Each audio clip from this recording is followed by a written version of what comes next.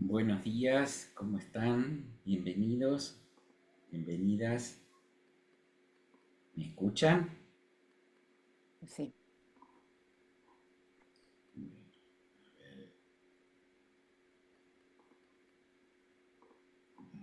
Vamos.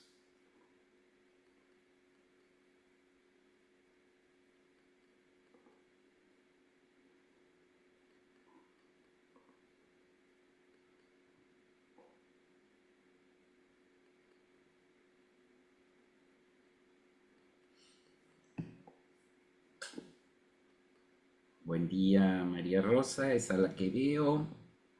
Buen día. ¿Me escuchás y me ves bien? Perfecto, perfecto. Bueno, y veo que tenemos otros que están conectados. Vamos a ver si algunos habían avisado que tenían que escuchar sin cámara. Vamos a terminar de ver si se terminan de conectar. Así comenzamos.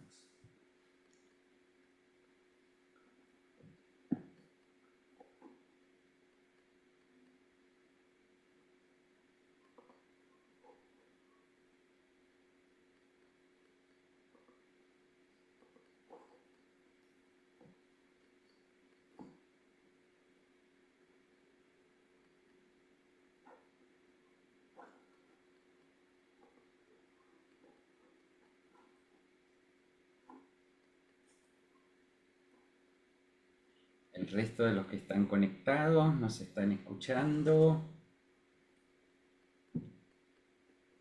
Buen día, Nancy, bienvenida. Buenos días, muchas gracias. Perfecto. Muy bien. Entonces, siendo las 15, vamos a ir comenzando. La idea, como saben, es contarles y mostrarles en lo que sería una especie de clase abierta el seminario que vamos a estar realizando a partir del primer sábado de abril, desde el mes de abril hasta el mes de diciembre, como parte de los seminarios de formación y especialización, especialmente destinados a quienes o ya son profesores de yoga o llevan años de práctica comprometida, para que puedan profundizar en su visión, en su práctica, en su reflexión, en su experiencia de lo que es la tradición del yoga a partir de distintos aspectos, en este caso a partir de los contenidos filosóficos y psicológicos que sostienen justamente el desarrollo de esta tradición. Así que en nuestro seminario vamos a estar trabajando con uno de los dos textos fundamentales a los que la tradición de la India llama justamente el libro del yoga o el libro de la enseñanza del yoga. En este caso va a ser el texto atribuido al sabio Patanjali, los aforismos sobre el yoga de Patanjali, en sánscrito Yoga Sutras de Patanjali, y sobre él vamos a ir recorriendo la lectura y recorriendo la reflexión y sugiriendo las prácticas que vienen asociadas a estos conocimientos. Un cachito.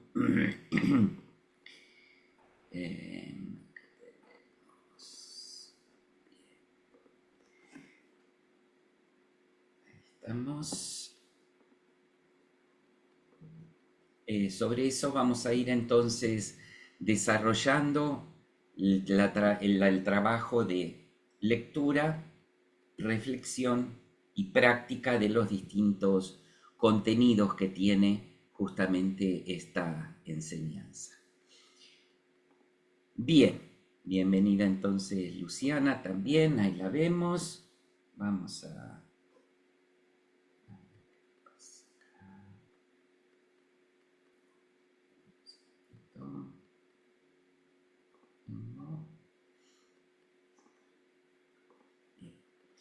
La idea es que puedan ustedes aprovechar para las dudas, las preguntas que tengan.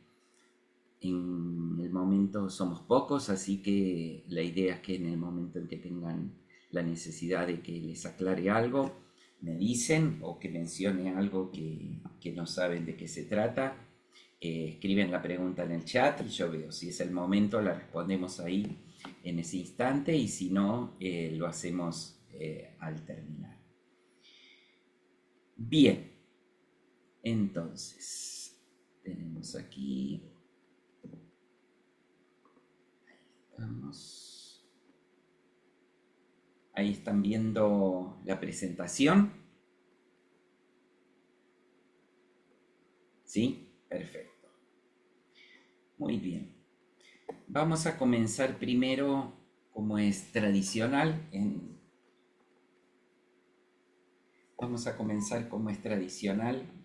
entonando una invocación. Todas las actividades humanas siempre tenemos una expectativa en relación con ellas, y en los pueblos tradicionales, como es el pueblo que da origen a la tradición del yoga, se acostumbra ante cada evento importante, ante cada rutina que para quien la lleva adelante es significativa, hacer una invocación pidiendo que lo mejor lo acompañe a uno.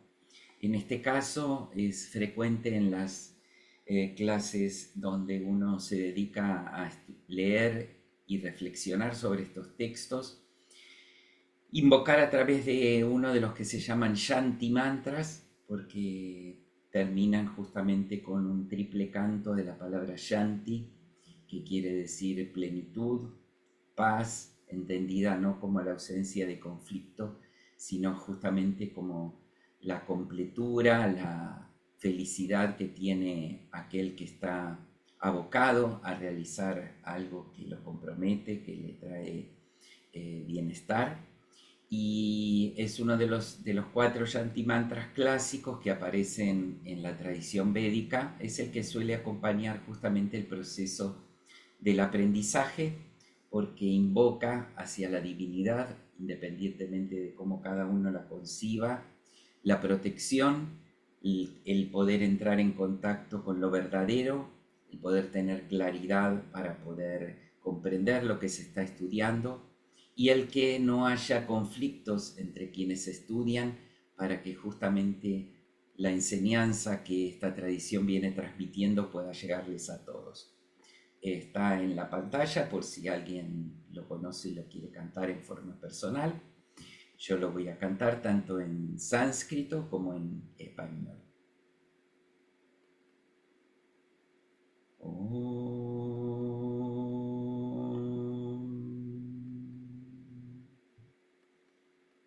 Sahana Vavatu, Sahanao Punaktu, Sahaviryam Karavavahai, Tejasvinavaditamastu, Mavidvishavahai. Om Shanti Shanti Shanti. Om. Señor, protégenos. Al maestro y al discípulo, cuídalos, que la verdad podamos alcanzar, que el estudio luz nos pueda otorgar, que nunca haya distancia entre los dos, que haya paz, que haya paz. haya paz.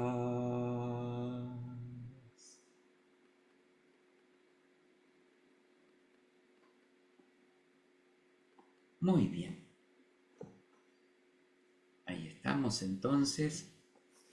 Y vamos a hacer un recorrido por algunos de los elementos que son importantes a la hora de entender cuál es el propósito, cuál es el sentido y de qué habla la tradición de la India cuando utiliza la palabra yoga. Hoy día la palabra yoga ya no es más una propiedad exclusiva de una cultura y ni siquiera de un ámbito en el que a lo largo de por lo menos 3000 años esta cultura la conservó, sino que pertenece al mundo en general y no solo al mundo en general, sino a la cultura en particular de cada uno de los países donde el yoga se extiende. Y quien recorra la tradición del yoga va a encontrar que la palabra yoga define situaciones muy clásicas para esta cultura, como las que vemos ahí, define distintos tipos de lo que se llama el yoga moderno, esa tradición de yoga que surge en la India a partir de la década de 1930 y con dos grandes maestros que le dieron un fuerte impulso para sacar al yoga de los monasterios y permitir que llegara a la totalidad de los interesados en su práctica. Y también denota una gran cantidad de disciplinas o pseudodisciplinas que bajo el nombre de yoga se vienen desarrollando en los distintos países en los que el yoga se ha expandido. Pero, ¿qué es lo que la propia tradición entiende por yoga? La palabra yoga es una palabra que dista de ser unívoca, esto es, dista de tener un único significado. Esto es bastante común en el idioma en el que saben que están expresados sus textos, que es el idioma sánscrito, que de por sí es un idioma muy polisémico, o sea, las palabras tienden a tener diversidad de significados. Ahí tienen una foto, de las entradas de la palabra yoga en el diccionario sánscrito español del doctor Pujol. Y solo en la primera página, y tenemos más de una página en él, tenemos ahí significados que van desde la A hasta la K, aludiendo a tanto las raíces que la palabra yoga utiliza como los significados que fue desarrollando a lo largo del tiempo. En principio, yoga tiene la peculiaridad de que es un sustantivo que, como gran parte de los sustantivos, en el sánscrito deriva de un verbo, y ese verbo, el verbo yuj, quiere decir o remite a la acción de poner un yugo. A ver si tenemos aquí, porque en español nosotros conocemos lo que es un yugo. Ay, no lo tenemos, bueno, no lo vamos a mostrar. Esto es la acción de poner un instrumento que sirve en el campo cuando se desarrollan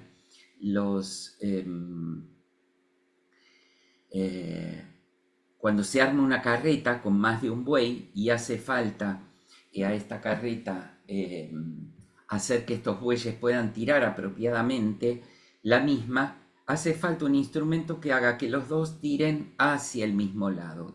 Y ese instrumento se llama justamente en español yugo. De hecho, la misma definición de matrimonio dice que es una unión conyugal, donde dos personas que cada una podría tirar para su lado, deciden particularmente compartir un destino y compartir un esfuerzo hacia él. Miren, acá tenemos un yugo que muestra claramente cómo estos dos animales, al estar unidos por este instrumento, permiten que los dos vayan en el mismo sentido. Y este es el significado primario que tiene justamente la palabra yoga, el verbo, yuj, que es el sentido de unir, el sentido de unificar fuerzas que en principio serían divergentes hacia una meta. Pero paralelamente y llamativamente en una tradición que tiene tanto vocabulario a su disposición, la palabra yoga ha pasado a designar también el método que se utiliza para desarrollar esta acción y ha pasado a designar también la meta que se consigue, el fruto que se consigue a través de la acción de poner un yugo. Y esto en una cultura que no deja en su lenguaje nada librado al azar es sumamente significativo, porque está reflejando un principio que acompaña la práctica de las distintas dimensiones del yoga, que es que la meta es el proceso. La meta está en el camino que se está transitando. El yoga no es una propuesta de correr detrás de una zanahoria para tratar de alcanzarla en algún momento a toda costa, sino enfocarse en el proceso que se está llevando adelante. Por eso la acción, el método con el que se lleva a cabo esa acción y la meta en la que va a desembocar la acción, las tres responden a la palabra yoga. Más allá de que habitualmente la asociación más común es simplemente relacionarla con el fruto que se logra, que se traduce como conjunción, fusión, contacto y más popularmente unión, tenemos que tener presente estos elementos. Por lo tanto, para la tradición espiritual india, esta palabra, como decimos, tiene pluralidad de significados, pero cuando hablamos de la meta a la que el yoga aspira, está claramente representada en una frase con simplemente 3 palabras que aparece en una de las Upanishads, que son un grupo de textos, como podrán saber, de la tradición védica, que identifican los propósitos últimos del conocimiento humano. La palabra Vedas quiere decir conocimientos, y son la recopilación escrita de los conocimientos tradicionales que dieron origen a la cultura de la India. Dentro de todos esos conocimientos hay un grupo en particular referido a las búsquedas espirituales del ser humano, que son llamados Upanishads, y en uno de ellos, en el Chandogya Upanishad, se enuncia esta verdad suprema, que es que cada ser humano lleva dentro de sí un espíritu eterno, y el propósito de la vida es descubrir que somos ese espíritu eterno. Esta noción se expresa en esta frase tradicional que dice tú, el maestro le dice tú al discípulo, eres aquello. El buscador es lo buscado, como se suele decir en la tradición sufi, una tradición mística dentro del mundo islámico. Bien, bienvenido a la que recién se acaba de conectar. En la tradición de la India denotan la experiencia que tenemos, la experiencia sufriente que tenemos de la vida, con una palabra que es la palabra samsara.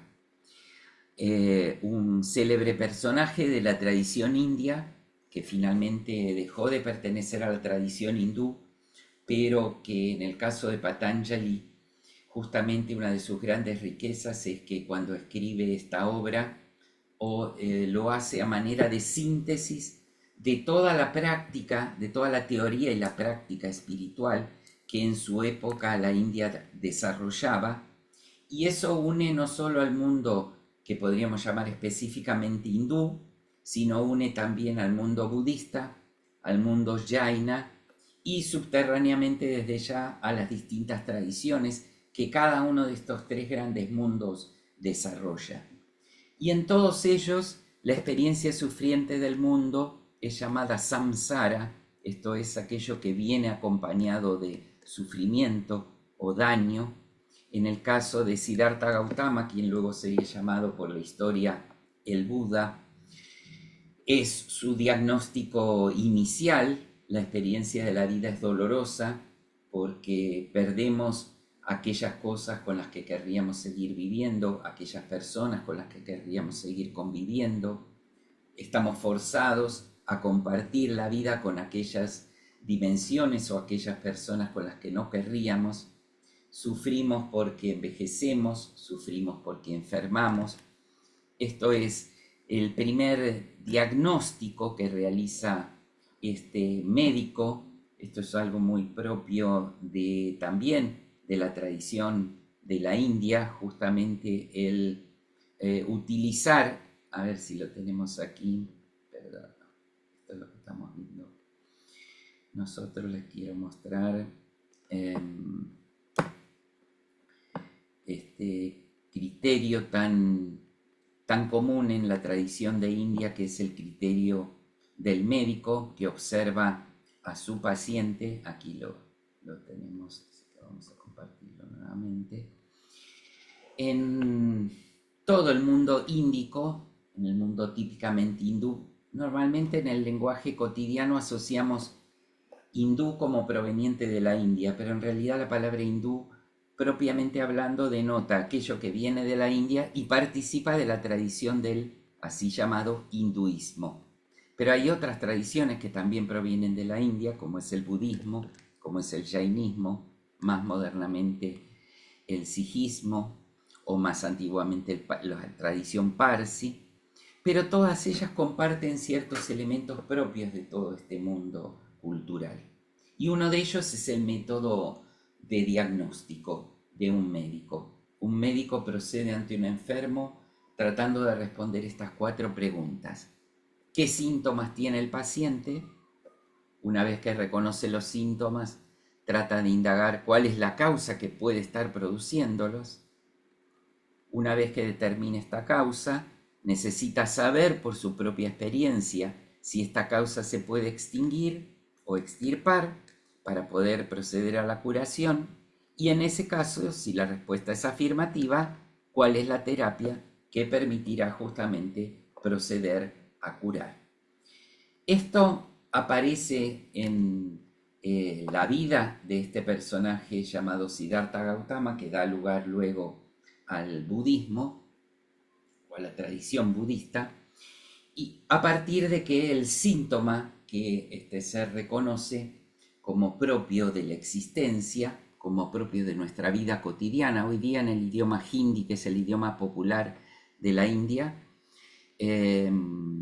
o el idioma más popular de la India, de gran parte del mundo indio, del 40% de los indios, la palabra samsara denota lo que nosotros en español llamamos mundo. Cuando hablamos en el mundo pasa esto, bueno, si supiéramos hablar hindi, usaríamos la palabra samsara. Por lo tanto, toda la tradición del yoga es un esfuerzo, tiene como propósito brindar una enseñanza que incluya principios y prácticas que permitan liberarse de esta cadena dolorosa que es la experiencia de vida.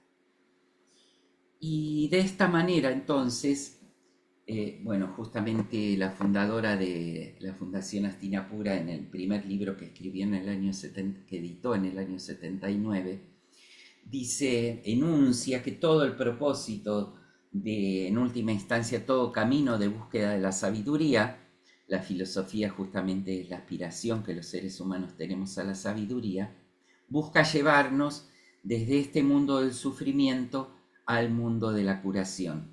En la tradición de la India, en una oración muchas veces repetida en las rutinas de las clases de yoga, quizás alguna vez la habrán escuchado, se canta Asato ma sadgamaya, tamaso ma yotir gamaya, mrityur ma amritam gamaya. En otra de las Upanishads, esas que mencionamos hoy al comienzo, la Brihadaranyaka Upanishad, se enuncia esta oración donde se dice, llévame. El discípulo se dirige a su maestro o se dirige hacia la divinidad y le dice, llévame desde lo que carece de realidad a lo que es plenamente real, desde la oscuridad, tamaso, a la luz, yotir, desde lo que perece, mrityu, a lo que no perece, amrita. Y ese es el gran propósito del gran yoga, de esa noción genérica que la palabra yoga tiene en la tradición de la India para designar todos los caminos de autoconocimiento.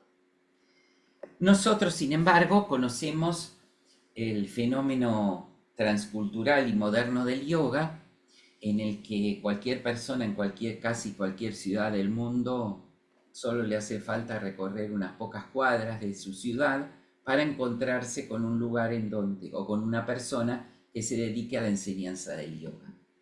Este yoga moderno que conocemos nace como un sistema moderno, nace en la India en la década del 30 del siglo XX, básicamente a raíz del esfuerzo de dos sabios, uno ubicado en el norte de la India, en la ciudad de Rishikesh, que fue Swami Shivananda, y otro ubicado en el centro sur de la India, en la zona de Mysore, que fue Krishnamacharya.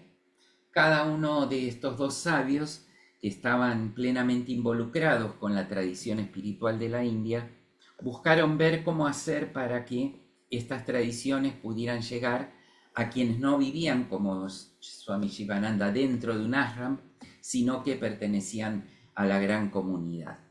Y así es que gestan un modelo que ha sido el que ha venido motorizando la expansión transnacional del yoga, que culmina en el sentido simbólico de la palabra en el año 2014, cuando las Naciones Unidas deciden incorporar al yoga como un patrimonio cultural de la humanidad y consagran el día del solsticio de verano, el 20 de junio, como el Día Internacional del Yoga, a ser celebrado en todos los países que integran el sistema de las Naciones Unidas, a pedido justamente del propio gobierno de la India, en ese caso el primer ministro Narendra Modi, que recientemente llegaba a gobernar la cultura de la República de la India, y solicitó esto a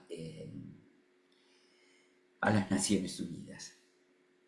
Bueno, no hacemos un curso de historia del yoga, entonces no nos vamos a explayar mucho más sobre esto, pero por lo menos para que sepamos que este modelo de difusión del yoga justamente ha sido elaborado en la India, y desde allí ha venido siendo enseñado en primer lugar a través de los múltiples discípulos que tuvo Swami Shivananda, como Swami Vishnudevananda, como Chinmayananda, como el propio Krishnananda, y fundamentalmente a través de los 4 grandes discípulos que tuvo Krishnamacharya, uno de ellos una mujer, la primera mujer que se dedicó a la enseñanza internacional del yoga y a la que los argentinos tuvimos la dicha de conocer y tener muy cerca, que fue justamente la maestra Indra Devi, una de las 4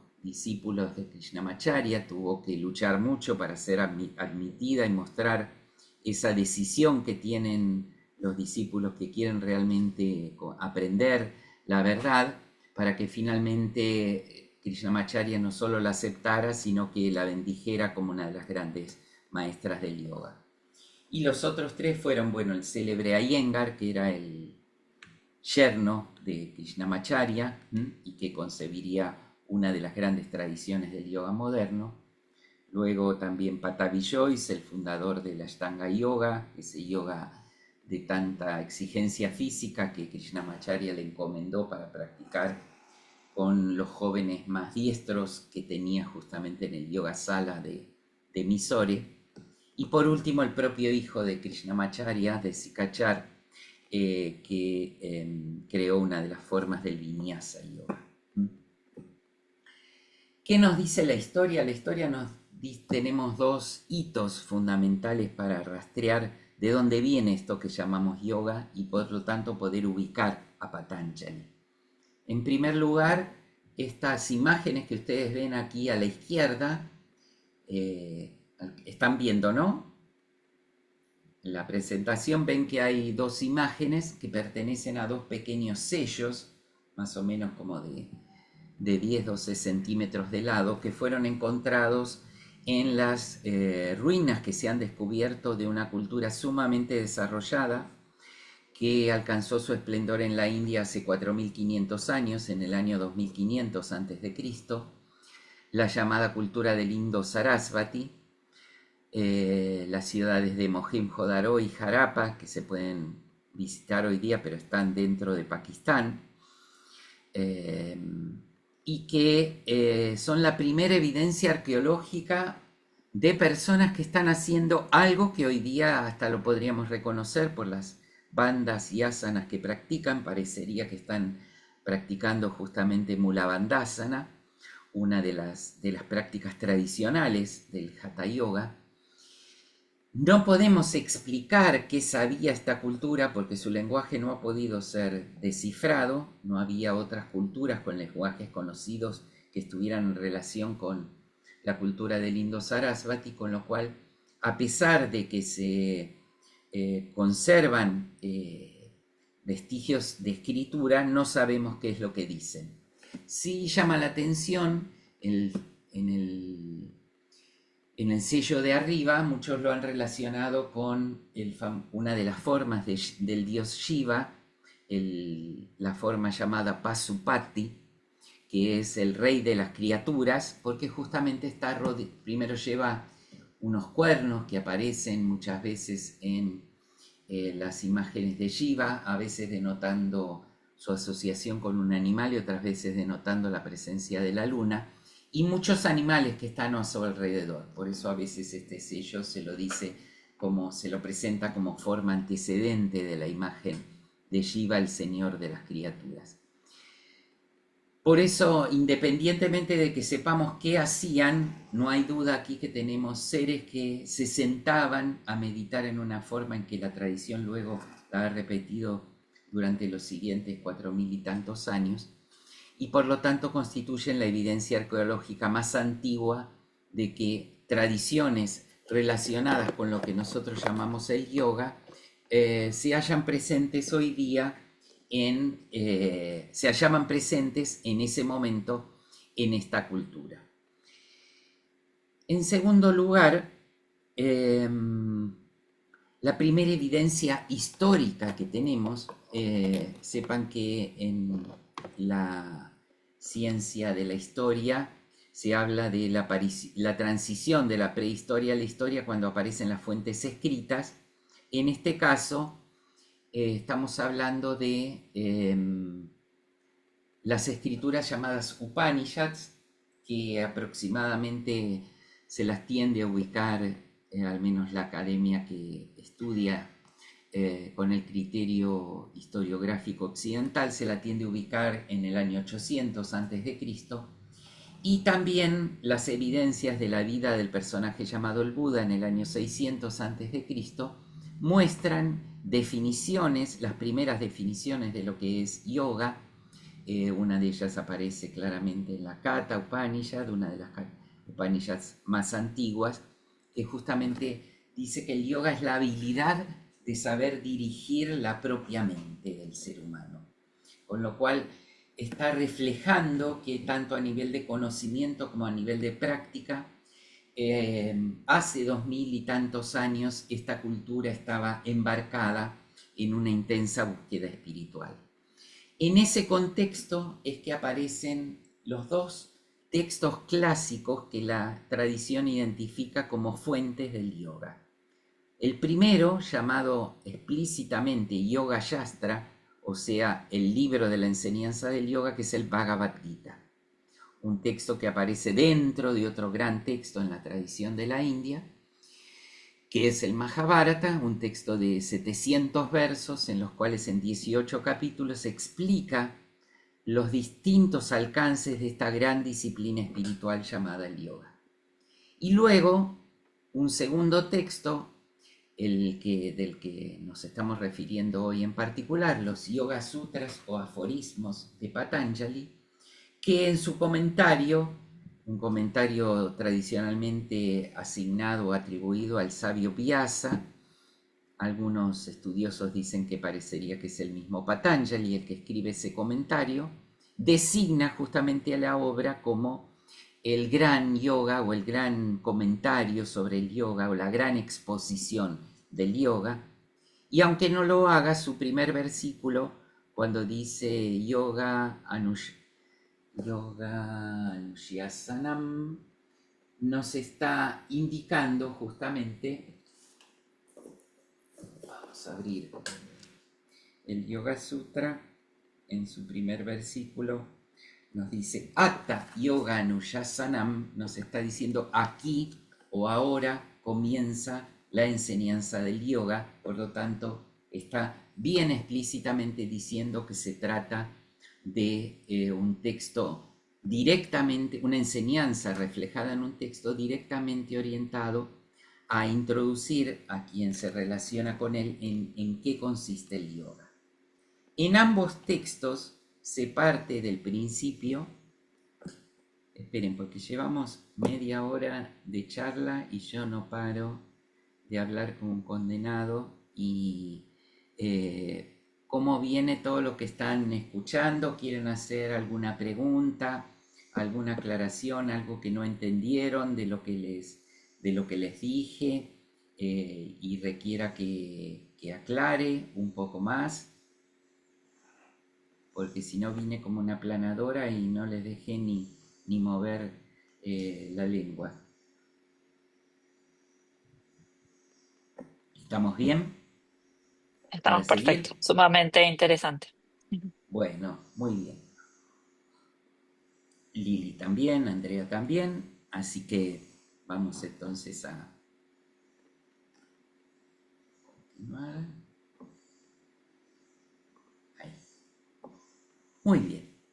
Entonces les decía que para ambos textos, esta enseñanza que están presentando, se consideran que no es una enseñanza producto de la labor de una persona, sino que es una serie de conocimientos que el ser humano ha recibido por lo que en las tradiciones religiosas se suele llamar la revelación. Esto es una sabiduría que, aunque determinados seres humanos la recibieron, no la crearon, sino que la percibieron, la intuyeron, la descubrieron, así como cuando Newton ve caer una manzana, no inventa la ley de la gravedad, sino que se da cuenta y se le revela una sabiduría presente en el universo. Tanto el Bhagavad Gita en los versículos 1 al 4 del capítulo 4, como Patanjali en el versículo 26 del capítulo 1, sostienen que la maestría de los primeros maestros del yoga fue fruto de la revelación de un ser superior, de una sabiduría suprema, que en el caso de Patanjali es llamada con un nombre genérico en la tradición de la India, que es la palabra Ishvara, que quiere decir aquella fuerza que es la fuerza señorial o directriz de la vida, y deliberadamente Patanjali utiliza esta palabra para mostrar que la práctica del yoga no requiere un determinado culto, sino simplemente reconocer que la sabiduría que se está practicando tiene un origen trascendente, pero el culto será un tema que dependerá de cada practicante. Y por eso no menciona a las divinidades que habitualmente se mencionan en los textos de la India, como puede ser Vishnu, o como puede ser Shiva, o como puede ser la diosa, las tres formas de la divinidad más veneradas en la tradición de la India. Ninguna de las tres aparece en el texto. Y en el caso del Bhagavad Gita dice justamente que este Ishvara revela al sol, esto es a un principio que en la genealogía de la tradición de la India se dice que es origen de la tradición humana, y esa inteligencia que viviría en el sol se la revela al primero de los hombres, Manu, y así generación tras generación se fue transmitiendo este saber. ¿Por qué se fue transmitiendo? ¿Porque fue revelado por estos seres supremos? No. Se fue transmitiendo porque quienes lo recibieron lo pusieron en práctica. Y como les resultó, por lo tanto fue digno de ser transmitido, porque en la tradición de la India el criterio de verdad está sostenido por la experiencia de los maestros. Aquello que los maestros vieron que funcionaba, eso fue lo que enseñaron a sus discípulos. Más allá de que quizás utilizan los textos como soporte de esta enseñanza, en realidad más que soporte es un medio, no un soporte, es un medio de esta enseñanza. El soporte lo da la propia experiencia del maestro. En la tradición de la India, los maestros que enseñan, que en general a los occidentales nos enseñan en inglés, dicen from a living soul to a living soul. De un alma viviente a otra alma viviente se establece un puente de contacto basado en la experiencia del maestro y en el anhelo de aprendizaje y la disposición a practicar del discípulo. A raíz de este polisémico significado que tiene la palabra yoga, y utilizando una de las imágenes más importantes para la simbología espiritual, no solo de la India, sino en general de las culturas tradicionales, que es la imagen del árbol, podemos decir que el yoga es un gran árbol que tiene múltiples raíces a través de las cuales se alimenta y que se desarrolla en diversidad de ramas a partir de un tronco común. Y por eso hablamos del cuerpo viviente del yoga. Como todo árbol y como en general todos los vegetales, no en vano se toma el ejemplo de un vegetal, porque saben que los vegetales son los seres con mayor perduración de vida en el planeta Tierra. Los vegetales denotan tener ya una antigüedad que se cuenta en millones de años. Y por lo tanto son los que muestran una gran sabiduría para cómo perdurar a lo largo del tiempo sin perder su propia naturaleza, que es uno de los grandes desafíos de todo ser viviente. Cómo hacer para sobrevivir, pero que a la par la supervivencia no traicione la esencia propia de esa vida. Nosotros en la ciudad lo vemos claramente. Bueno, si yo miro acá por la ventana, en la avenida 9 de Julio, todos los árboles, como tienen bastante espacio, crecen prácticamente a 90 grados. Pero cuando empezamos a ingresar en las pequeñas calles que la cruzan, vamos a ver que los árboles no crecen a 90 grados, porque si lo hicieran se chocarían con los balcones de los edificios. Entonces, como crecen, y en la parte más abajo crecen a 75, 78 grados, casi 80, para buscar la luz, y cuando encuentran la luz recién ahí retoman su crecimiento a 90 grados. Son fieles a su propia naturaleza, que es buscar la luz, pero la van buscando de la manera en que las circunstancias se lo van permitiendo, el lugar donde están creciendo. Por eso hablamos del cuerpo viviente del yoga.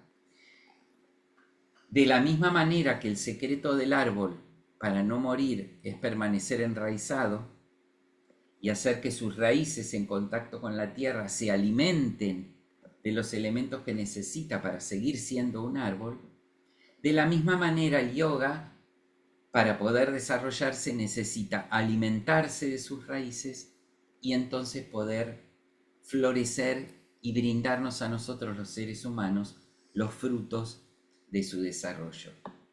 Y esos frutos, esas raíces, se han venido desarrollando. Aquí hemos hecho una rueda que es la que usamos en el curso justamente de Historia del Yoga, que parte acá arriba de esta civilización del Indo-Sarasvati en el año 2500 a.C. y se va desarrollando en el sentido de las agujas del reloj en distintas etapas hasta que llega el año 1930, en que se convierte en un fenómeno popular y luego transnacional. Y en cada una de las etapas ha florecido en la India una determinada enseñanza que ha venido contribuyendo a alimentar esas raíces. En la línea vertical tenemos justamente aquí el yoga clásico de Patanjali, la historia de la tradición de la India. Acá no lo tenemos. Suele ser distinguida en torno a qué ocurrió antes de Patanjali y qué ocurre después de Patanjali, porque se parte de la definición de que Patanjali establece las bases de lo que se llama el yoga clásico. ¿Qué es lo clásico? Aquello que se mantiene vigente a lo largo del tiempo. Y por lo tanto se habla de todas las contribuciones del mundo pre-Patanjali y de todo lo que ocurrió del mundo posterior a Patanjali. Esto entonces como para ubicar históricamente a Patanjali dentro de la tradición de la India, más allá de que la tradición de la India es una cultura histórica, pero no es una cultura fáctica. Esto es una cultura que reflexiona sobre la historia y de hecho le asigna cualidades jerárquicas a los distintos periodos de la historia, y entonces ahí vienen todas las nociones de los yugas y los kalpas y los manvantaras y los pralayas, toda una filosofía del tiempo que se tiene, pero no hay una insistencia en el registro fáctico o incluso en los personajes que intervienen en esos hechos que no se registran fácticamente. Y por eso entonces de pronto maestros como Vyasa aparecen escribiendo obras a lo largo de 1000 o 1200 o 1500 años, y por eso muchas referencias a quién fue Patanjali son también difusas, y esta es una característica propia de esta cultura. Pero en general se tiende a encontrar, especialmente en la tradición académica, primeramente europea y hoy día ya también india, se tiende a ubicar la aparición de este sabio entre el año 200 antes de la era común y 200 de la era común, o antes de Cristo y después de Cristo. Este sabio no crea nada. Patanjali no es un filósofo a la manera de que se pone a pensar acerca de lo que será el yoga y escriba sobre él, sino que lo que hace es registrar en una serie de 196 aforismos muy breves, muy escuetos, registrar la enseñanza y la práctica espiritual de su época. De manera que quienes quieran aprenderla, en primer lugar tengan una fuente a la que recurrir. Siempre está en el propósito de los maestros de todo orden, diría, de los grandes pedagogos de toda época, el objetivo de ver cómo hacer para que quienes quieren aprender no se olviden de cuáles son los principios esenciales. El fenómeno del olvido es uno de los fenómenos más poderosos y más tristes de la existencia humana. Lo vemos permanentemente ante distintos acontecimientos sociopolíticos que nos ocurren a los seres humanos a lo largo de la historia, y mostramos cómo ciertos valores que en algún momento son tan claros son capaces de ser olvidados tan rápidamente. Por eso quienes tienen un anhelo educativo y pedagógico tratan de ver cómo hacer para que no los olvidemos.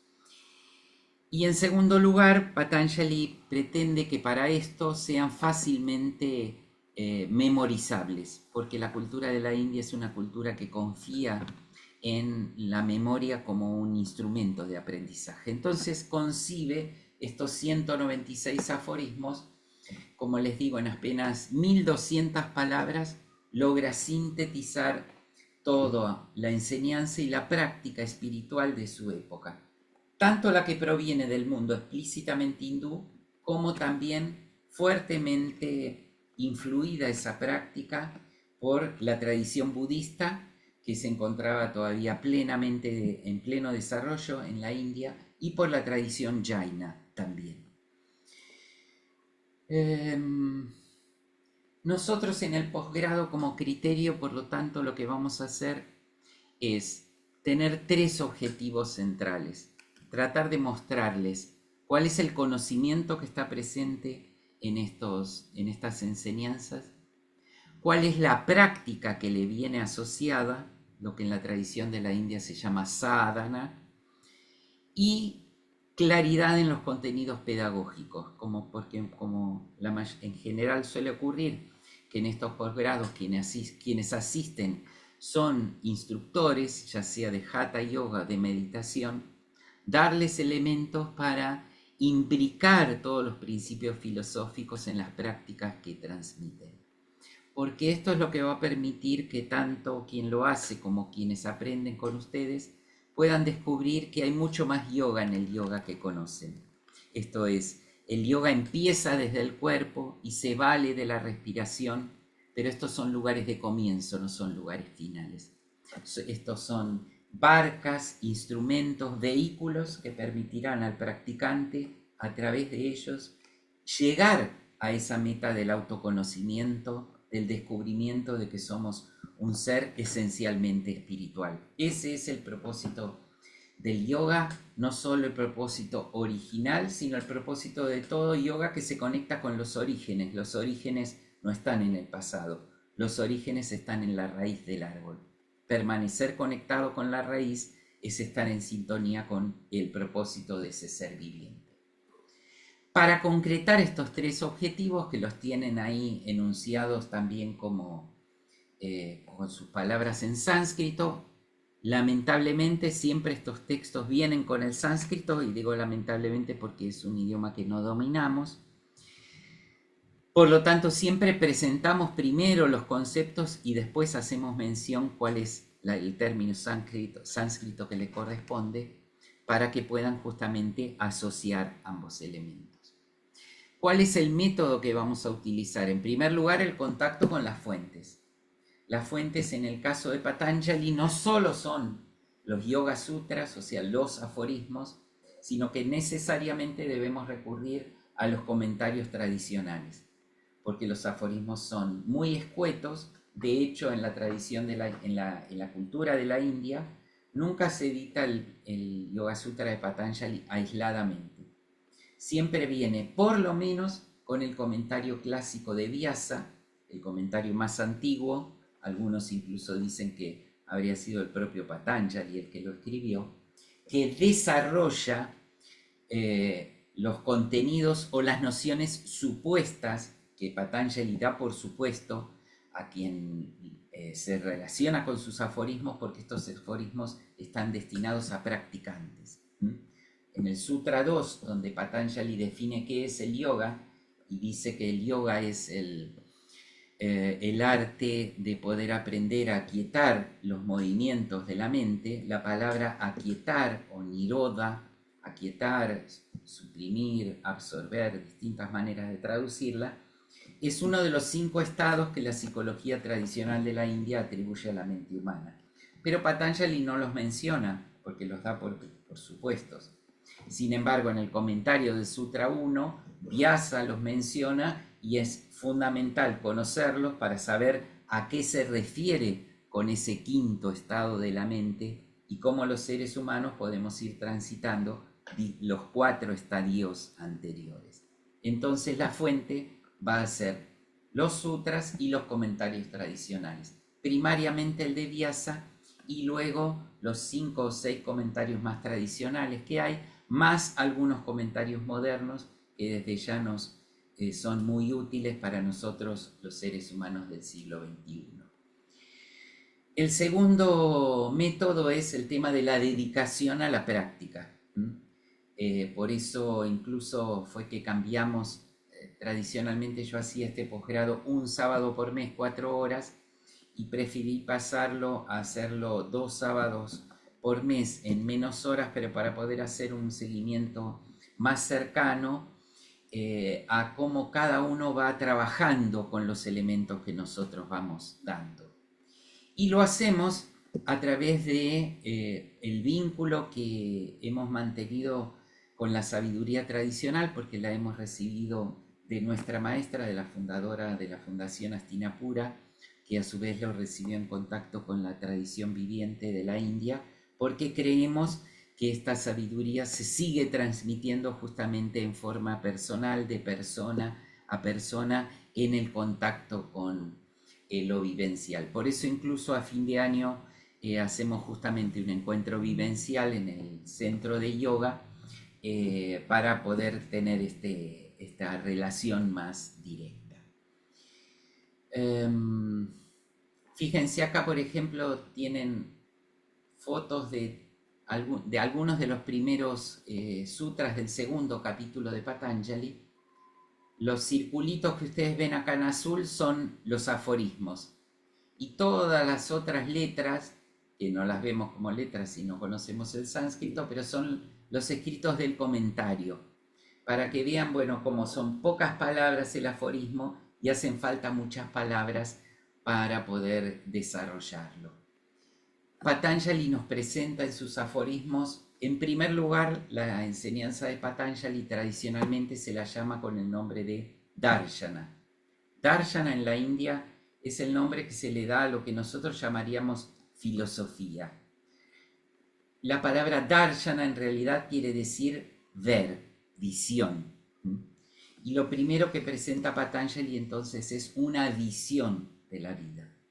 Porque de acuerdo a como sea nuestra manera de ver la vida, va a ser como vamos a pensar la vida, de acuerdo a los pensamientos que tengamos van a ser las decisiones que tomemos, de acuerdo a nuestras decisiones van a ser nuestras acciones, de acuerdo a nuestras acciones va a resultar todo el resto de nuestro vivir.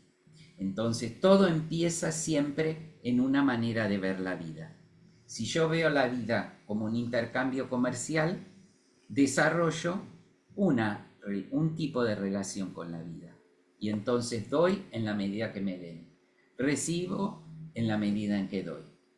Si yo veo por el contrario que hoy todos nosotros nos despertamos simplemente porque la vida, sin pedirnos nada antes, nos dijo, aquí está, tenés un día más de vida.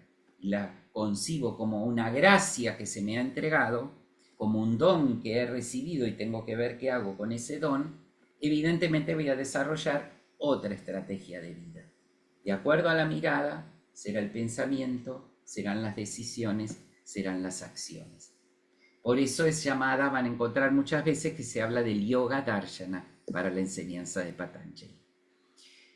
Por otro lado es lo que en la India se llama una upadilla, esto es una enseñanza viviente que se va transmitiendo de maestros a discípulos a partir de la experiencia del maestro.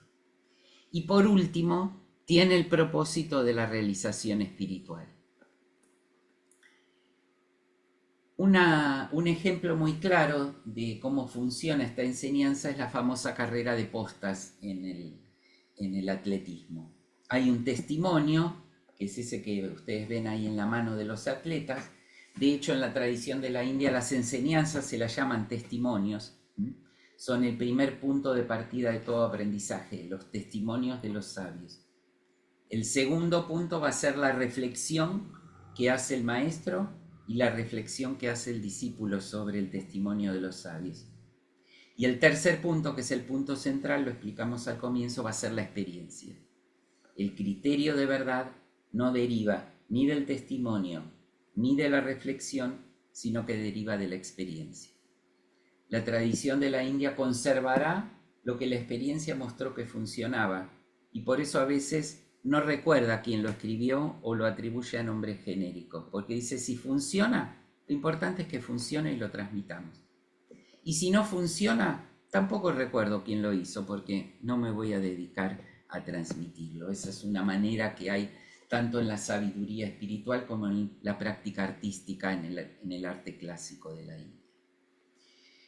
Acá vemos, fíjense, ejemplos de por qué el árbol es un símbolo tan claro del yoga, cómo árboles en condiciones adversas logran, sin embargo, ser fieles a enraizarse y elevarse hacia la luz, independientemente del ámbito en el que se encuentren. Y ese es permanentemente el gran desafío del yoga, ver cómo crecer hacia la luz sin perder el contacto con las raíces.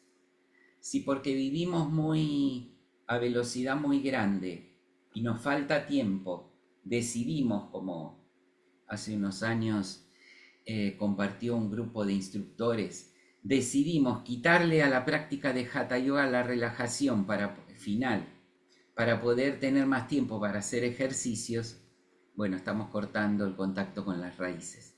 Estamos haciendo que ese árbol, como ocupa mucho lugar, le corto las raíces para ver si puedo entrar en una vereda. Al poco tiempo me voy a quedar sin árbol. Tengo que ver cómo hacer para no abandonar mis raíces. Y estudio de estas fuentes, la reflexión y la puesta en práctica de sus principios nos va a ayudar a eso. Y aquí simplemente como para que vean, si hiciéramos una primer clase y tomáramos la definición de yoga que aparece ya en el aforismo 2 de Patanjali, todos los principios de Patanjali están contenidos en los 4 primeros aforismos. Si van a hacer el posgrado, van a ver que desde la primera clase hasta la última en el mes de diciembre vamos a estar permanentemente volviendo al aforismo 2, al aforismo 3 y al aforismo 4, porque todo el devenir de la existencia humana para Patanjali se juega en ello. O somos conscientes de lo que somos, un espíritu eterno que es capaz de superar las garras del dolor y entrar en contacto con el principio esencial de todo el universo, o nos identificamos con los contenidos de nuestra mente, y si estos suben, nosotros subimos con ellos, si estos bajan, bajamos con ellos, si se alegran, nos alegramos, si se entristecen, nos entristecemos, y permanecemos esclavizados a los contenidos de nuestra mente en lugar de que sean el instrumento que nos permita alcanzar la libertad.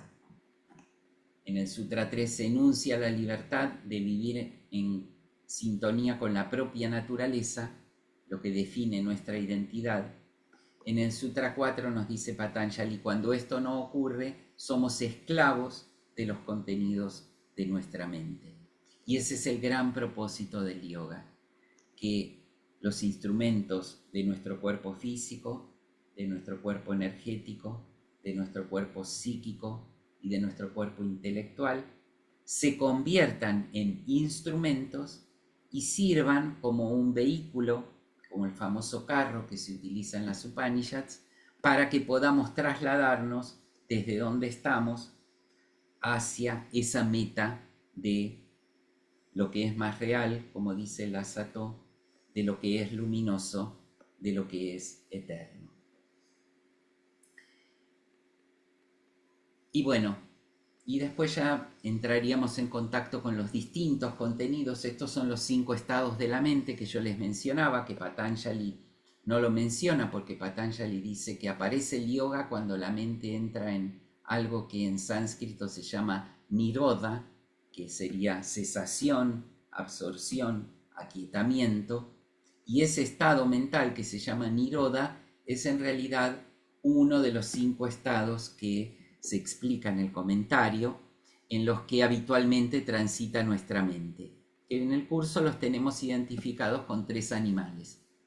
Nuestra mente a veces se comporta como un monito, este monito que lo tenemos acá, como esos monitos micos que se llaman chiquititos, que vieron, están siempre, bueno, vieron, nosotros no tenemos monos en la ciudad como tienen en la India, pero en algún momento los habremos visto en alguna película o en el viejo zoológico, donde están siempre inquietos, siempre saltando de lugar a lugar, de lugar a lugar. Quienes hayan visitado la India en algún momento habrán visto que en las grandes ciudades, en las medianas ciudades, en las pequeñas ciudades, por todos lados andan los monos saltando de lugar a lugar.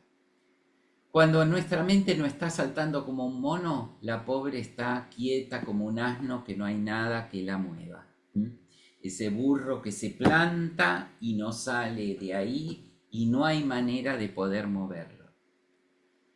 O si no, en algún momento empieza a tener ciertos intereses, como la mariposa, que descubre que hay cosas que le llaman la atención y vuela hacia ellas, se detiene en ellas un momento, pero cuando se acerca a algún peligro se atemoriza y sale de ellas. Entonces la mente tiene una capacidad limitada de concentración a las cosas que le gustan o a las cosas a las que teme. Dice la enseñanza del Yoga Sutra que habitualmente transitamos entre estos 3 estados sin nosotros poder determinarlo voluntariamente.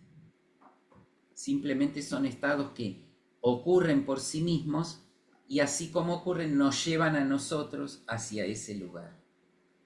Y que comienza a haber yoga cuando... ¿qué pasó? Uy, perdón.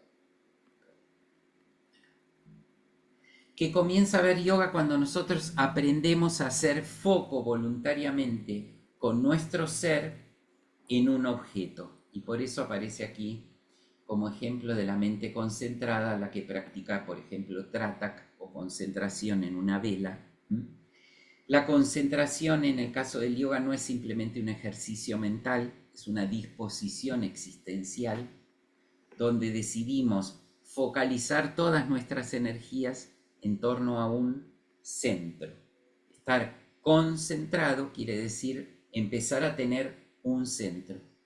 Y desde ese centro construir una circunferencia, donde hay cosas que están más cerca del centro y son más esenciales, hay cosas que tienen una importancia relativa y están en el medio de la circunferencia, y hay cosas que están en la circunferencia en sí misma, que sirven para protegernos, pero que no determinan todo lo que somos. Esa organización de la propia vida es la que va a promover el yoga, que aparece en la enseñanza de Patanjali, y que va a permitir poder transitar de la mente concentrada al quinto estado, la mente silenciada, la mente aquietada, ese quinto estado que se define justamente en el aforismo 2. No puedo pasar de una mente distraída a una mente suprimida. No puedo pasar a una mente en blanco que no piensa nada cuando todavía no aprendió a pensar. Lo primero que nos va a enseñar el yoga es aprender a pensar y no ser pensado con nuestros pensamientos. Y solo una vez que haya aprendido a pensar y sepa cómo funciona el instrumento, puedo aprender a accionar la tecla off. Si no sé manejar un auto, no puedo apretar el freno. Y si lo aprieto, voy a producir un accidente. Por lo tanto, esto que hoy día tanto se habla de la mente en blanco, uno tiene que entender claramente en qué consiste llegar a un estado de tener la mente en blanco. Porque si no, en vez de entrar en la disciplina del yoga, entramos en la disciplina del zombie que nada piensa y que está cautivo de cualquiera que quiera valerse de su propio pensamiento. Este es un factor central en la comprensión profunda del yoga y de la meditación, y que si no se entiende bien, insisto, en vez de caer bajo el influjo de la flauta de Krishna, que en la tradición del Bhagavad Gita es sinónimo de la música de la sabiduría, corremos el riesgo de caer en el influjo de la flauta de Hamelin y que esta flauta nos arroje a un abismo en el que no encontramos la luz. Esto como para engrampar justamente el yoga en el desarrollo integral de la persona que propone esta enseñanza, y no simplemente dejar de pensar porque me molesta el pensamiento. Primero tengo que aprender a utilizarlo. Y aprender a utilizarlo implica aprender a que cuando necesito estar tranquilo, estoy tranquilo. Cuando necesito estar activo, estoy activo.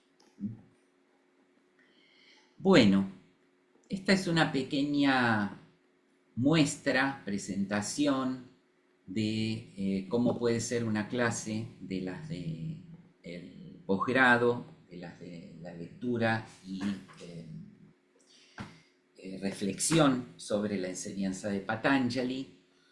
Vamos a tener en cada clase, en primer lugar en todo el curso tenemos un programa y una bibliografía básica que es la que tiene que ver con el texto y sus comentarios, y una bibliografía adicional para todos aquellos trabajos de profundización que quieran ir haciendo en base a sus propios intereses, porque por más que nos vamos a limitar al yoga de Patanjali, este está íntimamente ligado con todas las tradiciones de sabiduría de la India, y por lo tanto permanentemente nos remite a las tradiciones del Samkhya, a las tradiciones del Vedanta, a las tradiciones de la enseñanza budista. En segundo lugar, van a ir teniendo apuntes complementarios, algunos sí o sí que son necesarios para entender el tema y otros para que justamente se enriquezcan. Y en los casos que veamos necesario, o porque faltaron a una clase o porque tienen dudas, coordinamos a veces clases de tutoría a partir de las dudas que tienen, ustedes me hacen llegar las dudas que tienen y yo organizo todas esas dudas y en otro horario adicional hacemos tutoría de dudas, o porque a veces, no me acuerdo quién era la que me dijo que iba a asistir el primer sábado, pero el tercer sábado siempre tenía una actividad, entonces, Vivi, se sí, lo dijo Viviana, ah, y yo también me pasa lo mismo porque trabajo con ella, porque damos sí, clases, justo dictamos clase ese tercer sábado. Entonces podríamos el primero, pero el tercero se claro. nos complica porque estamos trabajando. Como todas las clases van a estar a través del campus, van a estar disponibles permanentemente, van a estar disponibles siempre en dos formatos, en el formato de video que estamos viendo ahora y también están disponibles en formato solo de audio, porque a veces es útil, aunque uno haya estado en la clase, es útil volver a escuchar porque uno se perdió algo, porque uno quiere volver a reflexionar sobre algún elemento, entonces a lo largo de todo el año, dentro del campus van a tener disponibles todas las clases en video y todas las clases en audio. ¿Y qué más les tengo que explicar en concreto de la dinámica? Eh, a ver, vamos a ver la estructura, posgrado de Yoga Sutras.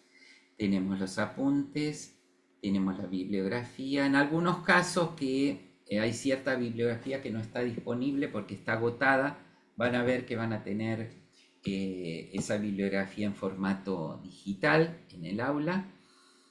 Tenemos las clases y también van a tener esto que estamos, con que yo les sostuve la clase, esta presentación en PDF.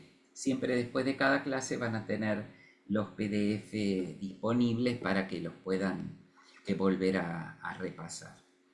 Díganme ustedes a ver qué dudas pueden tener en cuanto al desarrollo del curso, en cuanto a la metodología, en cuanto a los contenidos. En los contenidos vamos a recorrer todos desde el Sutra 1 del capítulo 1 hasta el último Sutra del capítulo 3.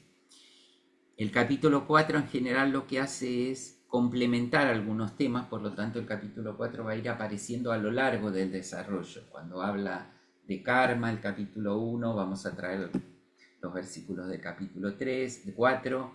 Cuando en el capítulo 3 se habla de las distintas maneras de alcanzar Samadhi, entonces vamos al Sutra 1 del capítulo 4 y así van apareciendo los temas del 4 a medida que se van presentando en los 3 primeros capítulos. Por eso algunos estudiosos dicen que el capítulo 4 fue escrito posteriormente a los 3 primeros capítulos. Insisto, háganme ustedes preguntas. ¿Qué día se cursa el posgrado? Dice Estela Castro.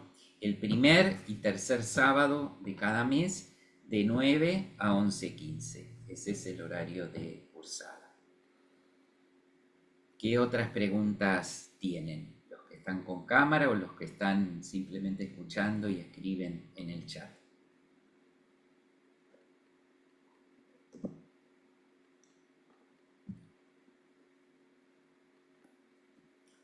Nancy, Luciana, María Rosa. Bueno, Luciana ya Bueno, conoce. lo mismo, Sí, Gustavo.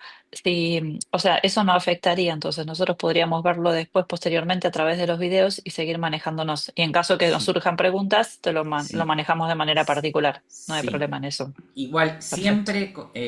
siempre comenzamos cada clase o sea, ustedes las preguntas las dirigen, siempre al inicio de cada clase tratamos algunas preguntas que surgen de la clase anterior. Del anterior. ¿Mm? Perfecto. Perfecto. Porque, Excelente. digamos, estas clases no son simplemente para que escuchen, sino que son para que a partir de lo que escuchen, ustedes trabajen. En la enseñanza Excelente. tradicional de la India se dice que hay 3 procesos en el aprendizaje. El aprendizaje eh, comienza con la escucha, sigue con la reflexión y por último termina con la práctica. Esas son las 3 etapas. Y cuando yo practico me empiezan a surgir las dudas, las dificultades y entonces vuelvo a escuchar vuelvo a reflexionar y vuelvo a practicar. Y entonces se genera el círculo virtuoso del aprendizaje. Entonces siempre entre clase y clase van surgiendo dudas y lo importante es que ustedes me las vayan haciendo saber. Vamos a hacer un grupo de WhatsApp donde estén todos los que estén dispuestos a participar de él. Y a través de él también me van haciendo llegar preguntas. Entonces siempre cuando comenzamos cada clase tomamos si hubo alguna duda general sobre el proceso.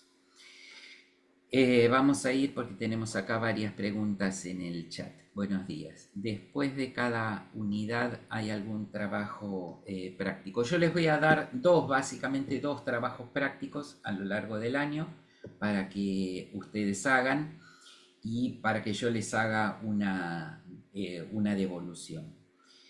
Noelia me dice, para pagar el curso desde España, ¿con qué métodos lo podemos hacer? Bueno, ahí me voy a comunicar con Noelia para contarle.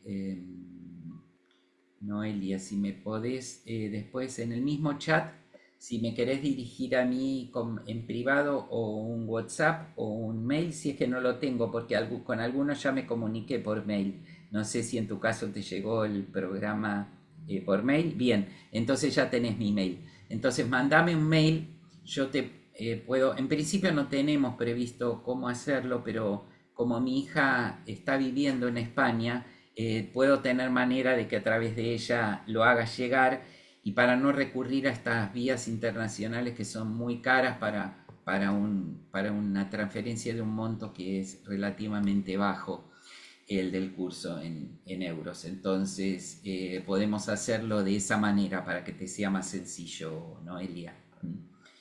Iniciamos con algún libro en especial. Bueno, cuando uno se aborda un texto como este, no puede quedarse con un único texto. Entonces van a ver que, de hecho, el de Gardini es uno de los que van a tener disponible en el campus, justamente porque está agotado desde hace muchos años y por lo tanto, digamos, no circula comercialmente y es un muy buen comentario. Nosotros en la fundación tenemos editado una versión también comentada. Yo mismo utilizo mucho, básicamente porque tiene el sánscrito, tanto la traducción directa del sánscrito al español, como el sánscrito palabra por palabra, la versión de Oscar Pujol, editada por Kairos, entonces que sirve como referencia. Y luego hay algunas versiones, pocas, pero algunas versiones de los comentarios tradicionales en español. La mayoría desde ya de los comentarios tradicionales están en inglés. Entonces cuando tengan la bibliografía ahí también van a tener la posibilidad de ver cuáles son los textos. Pero por ejemplo el que tiene el texto de Gardini va a poder seguir la temática perfectamente.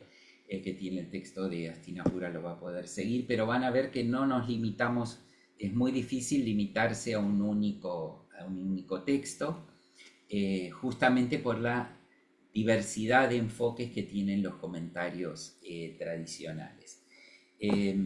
Acá les voy a escribir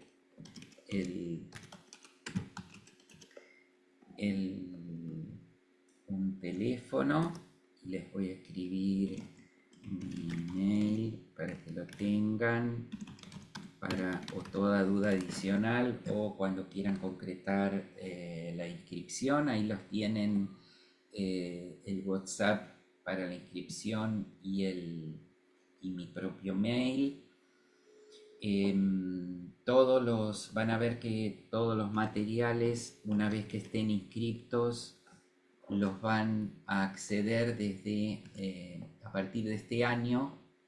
La fundación cuenta con una plataforma de educación a distancia que se llama Campus Hastinapura, y en el campus, como toda plataforma de educación a distancia, entonces tienen disponibles muchos recursos fácilmente accesibles.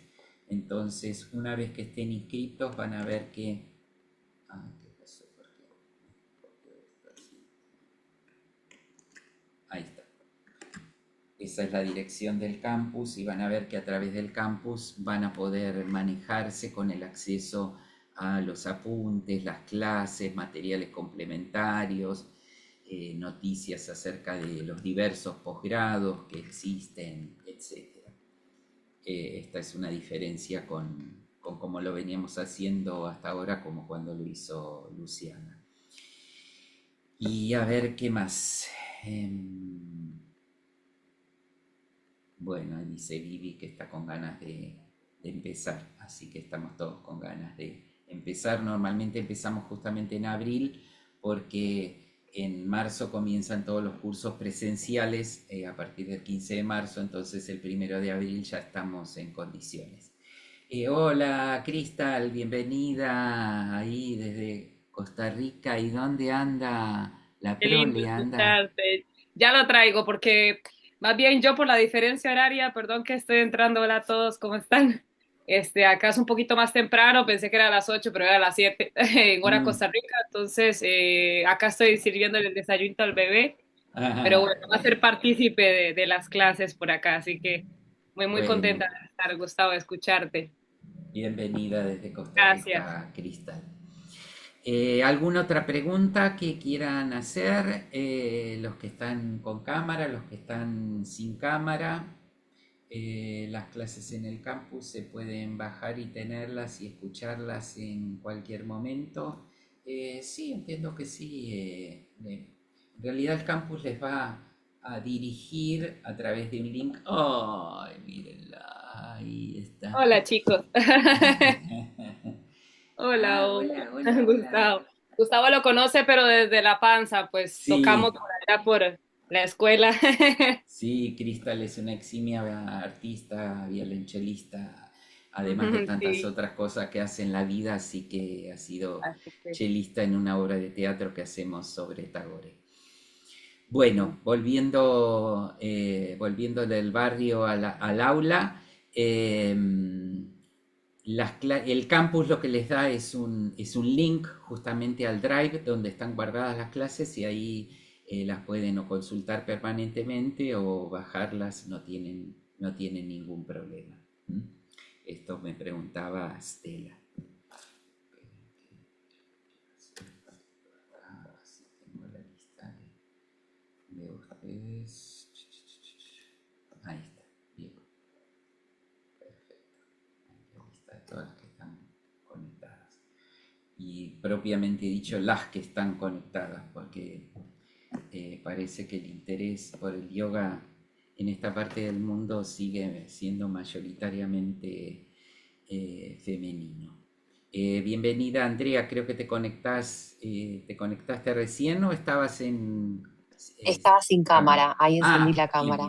bien, bien, Hola a bien. Entonces, todos, pero pude escuchar todo. pudiste escuchar. Bien, perfecto. ¿Alguna pregunta Sí, que quieras gracias. aprovechar para hacer?